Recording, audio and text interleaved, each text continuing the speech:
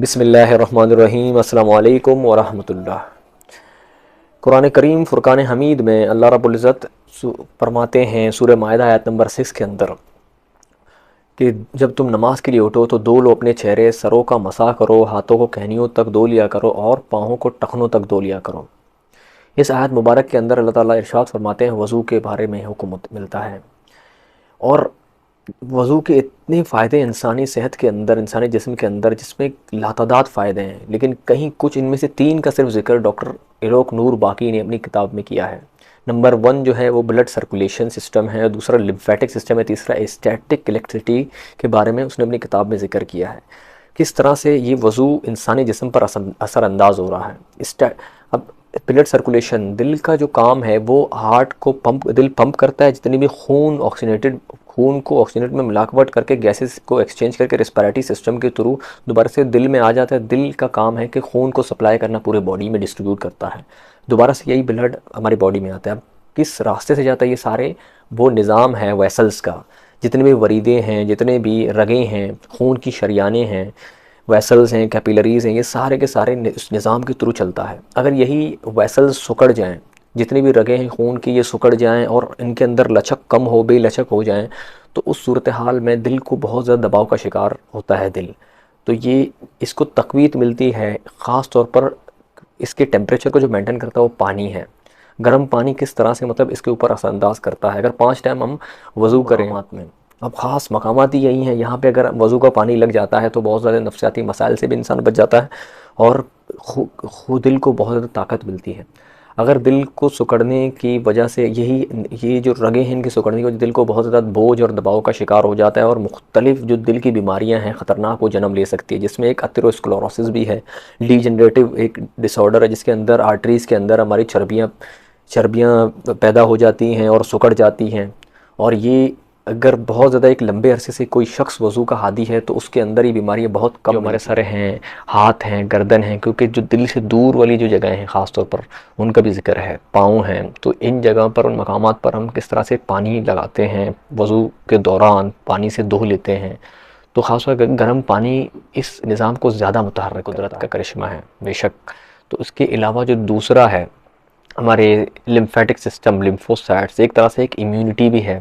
کیونکہ انتہائی جنگجو خلیے اور سیلز ہماری باڈی کے اندر کئی بار گردش کرتے ہیں، سرکولیٹ کرتے ہیں، اور جو لمفیٹک سسٹم ہے یہ ریڈ سیل سے، سرخ خلیوں سے کہیں زیادہ چھوٹا، 10 گنا چھوٹا یہ لمفیٹک سسٹم ہے۔ اور اگر اس کے اندر خاص طور پر جو وضو کے اندر کیونکہ وضو کو ہم ناک کے نیچے اور نتوں کے اندر جو ایک سسٹم ہے، ہم پانی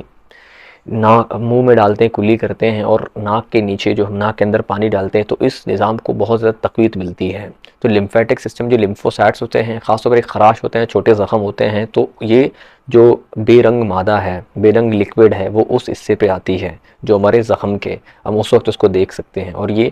انتہائی جنگجو جو خلیے اور طاقتور خلیے ہیں، جو جراثیموں سے لڑتے ہیں اور کینسر کے سیلز کے ساتھ لڑتے ہیں، یہ اس نظام کو بہت زیادہ تقویت ملتی ہے۔ کوئی شخص وضو کا عادی ہوتا ہے تو یہ نظام اس کا بہت زیادہ امیون بوسٹ ہوتا ہے، یہ نظام بہت زیادہ متحرک ہوتا ہے۔ سردیوں میں خاص طور پر جو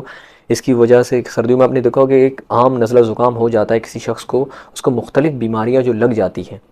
وہ اس بعض اوقات یہ ہوتا ہے کہ جو لمفوسائٹس ہوتے ہیں اپنے اس خاص مقام تک نہیں پہنچتے جہاں ان کو بیکٹیریا سے فائٹ کرنا ہوتا ہے، سردی کی وجہ سے سکڑ جاتا ہے یہ۔ اگر ہم وضو کرتے ہیں اور گرم پانی کا خاص طور پر استعمال کرتے ہیں، کیونکہ اس گرم پانی کا کام ہے ہمارے دل کی وریدوں کو، ہمارے جو رگیں ہیں، ویسلز ہیں، کیپیلریز ہیں، ان کو ڈائلیٹ کر دیتا ہے، تو وہ جو جتنی بھی چیزیں ہیں وہ آسانی سے یہ اپنی اس مقام تک پہنچ سکتے ہیں۔ جسم کے اندر سکونی برق کا ایک توازن موجود ہوتا ہے، اور صحت مند زندگی کے لیے، صحت مند جسم کے لیے اس سکونی برق کے توازن کو برقرار کرنے کے لیے، فزیولوجی کے لیے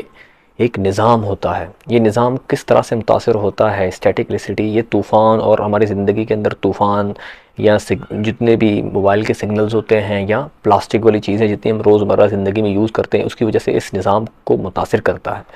اور وضو اس نظام کو بھی